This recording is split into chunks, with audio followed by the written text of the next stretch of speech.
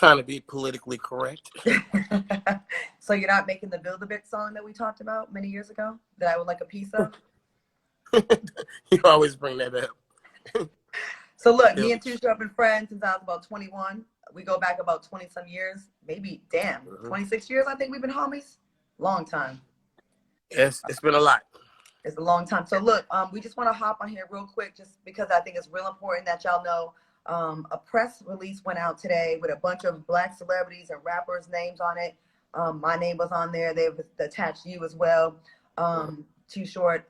About an event going down at the White House in December. They're inviting a bunch of rappers. And I had to call you today when one of the organizers was like, "Oh yeah, Too Short's gonna be there, and Bun B and Little John." And I want to clear our names because people think we're trying to help the Trump administration and we tap dancing and whatnot. So can you just talk about that? I didn't even know about it till you called me. And I'm sitting there trying to process what you said, and I'm like, immediately, like you said a couple of names. I'm like, I know where this shit's coming from. Like, I know the source of it. And on the other side, it's not, that I was asked to do an interview. That was it. I wasn't asked to go to a dinner. I wasn't invited to a dinner. I wasn't anything. I didn't tell anybody anywhere on planet Earth that I support Donald Trump as a candidate. I'm getting ready to vote right now. And I promise you, I'm not voting for Donald Trump. I promise you I'm not. Were you invited to do the Netflix special, the interview? Because I was interviewed in Beverly Hills by Daphne Barak. Daphne, she wrote a book, and she said it's going to be both sides of the aisle. Like, she wanted opinions, not a pro-Trump piece. So I agreed to the interview. Did you do that interview? I did the interview. That's probably how my name got tied in all this. And I guess it's some list laying around or something. I don't know what it is, but I wasn't formally asked to do anything. And if I was also asked to fly to DC to I guess meet Donald Trump. I was also asked to jump on a phone call and talk to somebody or Trump. And I said I'm not doing this. This has all been in the last couple of weeks, right?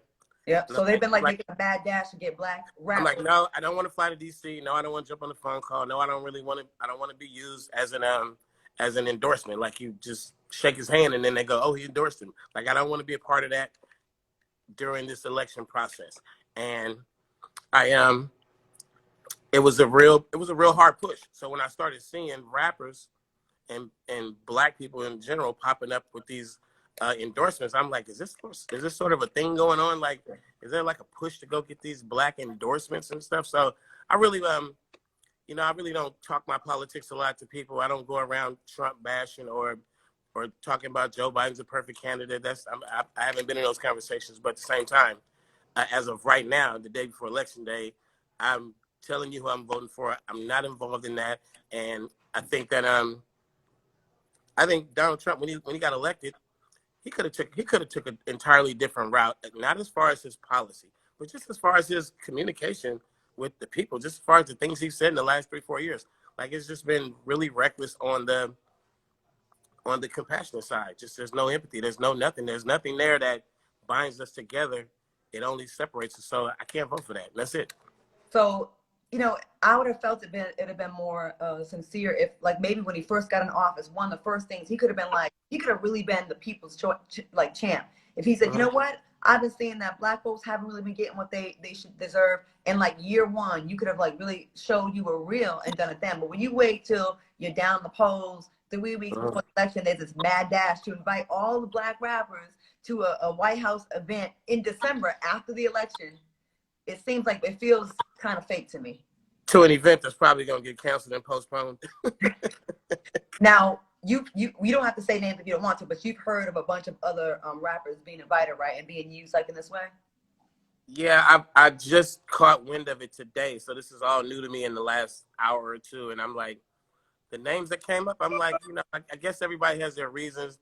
The people who are throwing out the endorsements right now, they have their reasons. As politics, you do get to choose what you wish to support. So, however it is, I'm with Ice Cube. You know what I'm saying? Ice Cube is catching a lot of flack for him stepping up and saying, "What you got? Show me what you got. What you gonna do?"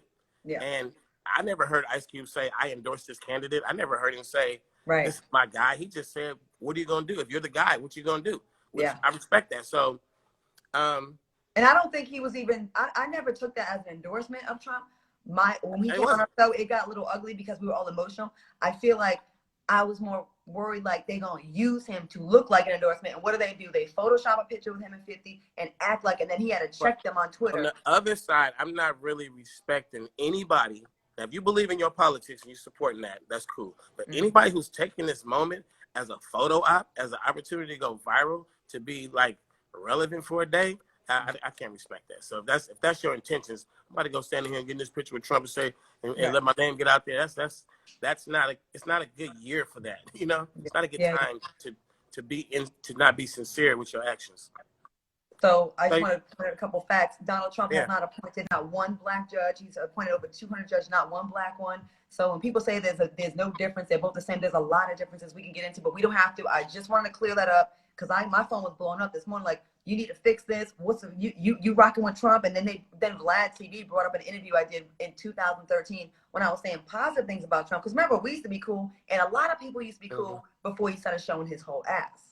Right. We didn't know all that. I didn't know about. I was ignorant to the fact about the Central Park Five. I didn't know he did all that stuff. Had I known, we wouldn't have been friends back then. But I just wanted to be very clear.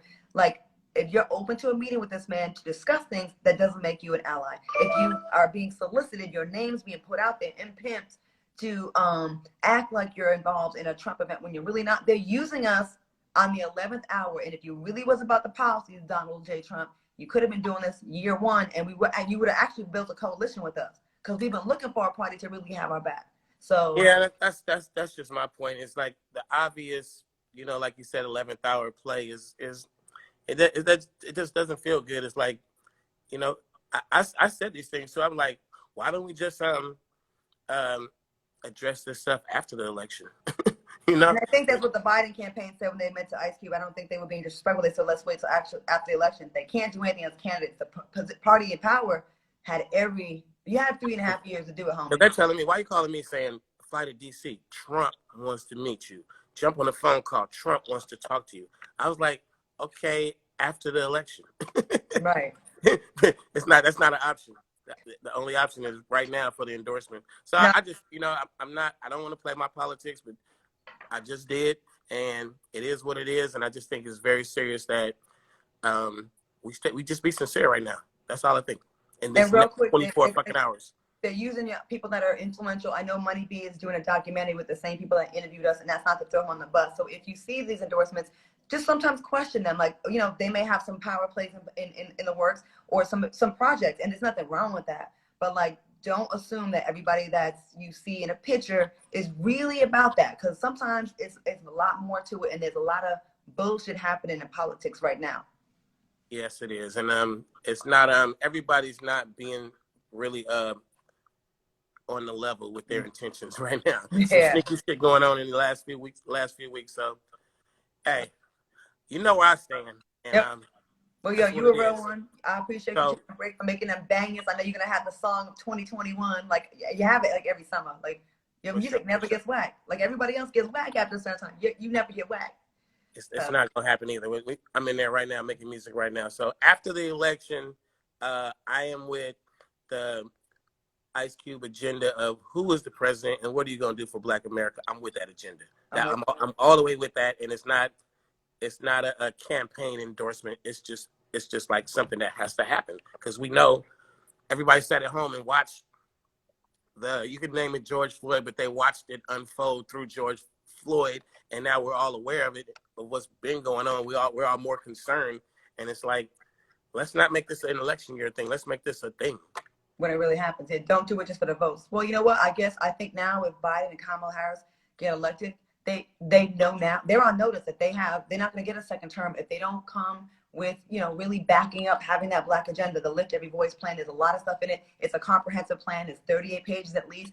The platinum plan that Trump put out was 2 pages. He took one line from Ice Cube's contract with Black America, cut and pasted, and threw it in there and didn't take it seriously, and has not worked on it since. So I just want to make that clear, and I think that's very disrespectful. So the new administration, hopefully it's a new one, y'all owe us, and we're going to hold your feet to the fire, especially if we help get you in. So, thanks for coming on here. Right. I just want to clear our names because I don't want nobody thinking that either one of us is tapped I into. appreciate you calling me. That's what friends do. You got to go do a radio show. I'm going back to the studio. Love you. See you Love later. you too. Bye.